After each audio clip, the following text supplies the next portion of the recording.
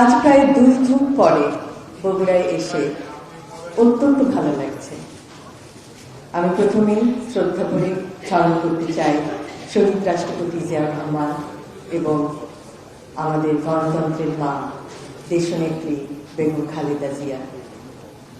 তাদের স্মৃতির প্রতি শ্রদ্ধা জানিয়ে আমি আমার বক্তব্য শুরু করতে চাই। ধন্যবাদ জানাতে চাই সিএসএফ চাইল্ড সাইড ফাউন্ডেশন গ্লোবালের সকল সদস্যকে, যাদের অক্লান্ত পরিশ্রমে আজ বিভিন্ন শিশু কিশোররা তাদের প্রকৃত চিকিৎসা অর্জন করে সুযোগ্য নাগরিক হিসেবে নিজেদেরকে গড়ে তুলতে পারছে। আমরা একটা প্রজেক্ট দেখলাম, শিশু স্বর্গ, সত্যি অভাবনীয়। আমরা কিভাবে নিজেদের প্রচেষ্টায় শিশুদেরকে একটি স্বর্গের মতো সুন্দর স্থানে নিয়ে যেতে পারি, যেখানে তারা শিখছে আত্মবিশ্বাস, যেখানে তারা শিখছে নিজের প্রতি আত্মবিশ্বাসের ফলে এগিয়ে যাওয়া, জ্ঞানের আলোকে এবং অন্ধকার থেকে নিজেদেরকে প্রতিষ্ঠিত করা।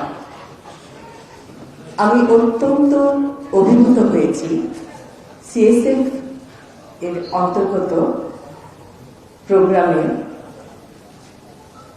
দুইজন যে বক্তব্য রাখলেন এবং একজন বললেন তিনি কবিতা লেখেন, তিনি আইটি সেক্টরেও কাজ করছেন।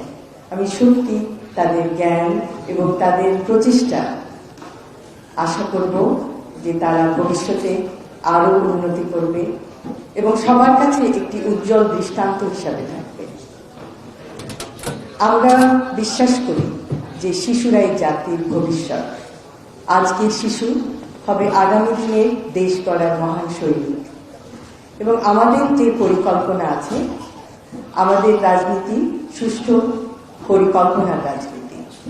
এবং আপনারা হয়তো জানেন যে সুস্বাস্থ্য বিভিন্ন জেলায় কিভাবে ছড়িয়ে দেওয়া হবে আমাদের পরিকল্পনার মাধ্যমে, এবং শিক্ষা ব্যবস্থায় one tap one teacher, happiness, শিক্ষার সাথে হ্যাপিনেসকে কিভাবে যুক্ত করা হবে, এবং এরকম বিভিন্ন প্রকল্পের মাধ্যমে জাতিকে স্বাস্থ্য, শিক্ষা এবং ক্রীড়াক্ষেত্রে আপনারা দেখবেন যে আমাদের পরিকল্পনায় আছে বিভিন্ন জেলায় ক্রীড়া প্রতিষ্ঠান গড়ে তোলা, যার মাধ্যমে সমস্ত শিশু কিশোররা পাবে খেলাধুলার স্বাদ এবং এইভাবে তারা স্বাস্থ্যে, শিক্ষায়, ক্রীড়ায় এগিয়ে যাবে।